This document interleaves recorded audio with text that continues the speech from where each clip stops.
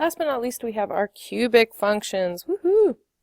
So they come into are in the form of ax to the power of 3 plus bx squared plus cx plus, oh, not cd, that's funny, cx plus d, where a cannot equal 0.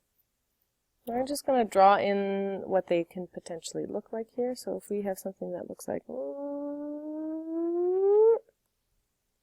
that, or we can have a graph that looks like this.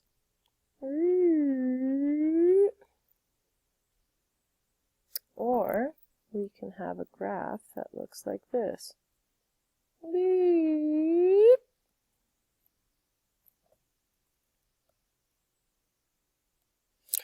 So the degree is going to be 3. Oh, I want to have black ink instead.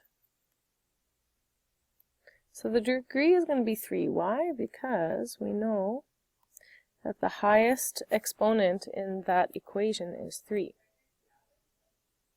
The number of x-intercepts, that can be different. So we notice that this one right here, we can have 1. Okay, it can touch the line once. This one right here is also once. This one, so we can have 1 x-intercept. This one touches 1, 2, 3 times. And I'm just going to draw one more here. And it's going to look something like this. In this black one right here, we touch 1, 2 times. So the number of x-intercepts, depending on the equation, can be 1, 2, or 3. You're noticing that each one of these, no matter if the leading coefficient is positive or negative, they're all just touching the y-axis once. So the green one touches once, the red one touches once, the black one touches once, and the blue one touches once. So number of y-intercepts, 1. And behavior. Let's take out our graphing calculator again, and we're going to cancel this. So if I were to say something like x to the power of 3, we say that the coefficient in front of here is positive. So let's see what the graph looks like here. Ah, cool. So that means that we're going from this quadrant, which is, let me just write in this, quadrant 1, quadrant 2, quadrant 3, and quadrant 4. We're saying that it's going from quadrant 3 to quadrant 1. So if the leading coefficient is positive, we're going from quadrant 3 to quadrant 1. What happens if we have a negative leading coefficient? So I'm going to go into here and I'm going to say negative 5x to the power of 3. We're going to graph it.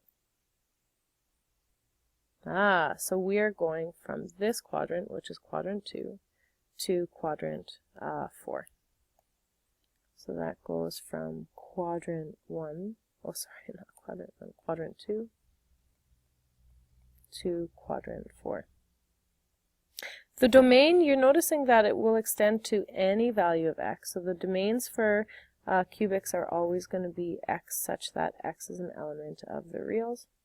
And while we have things like local maxes and local mins, we're saying that, the y values can be any y value as well.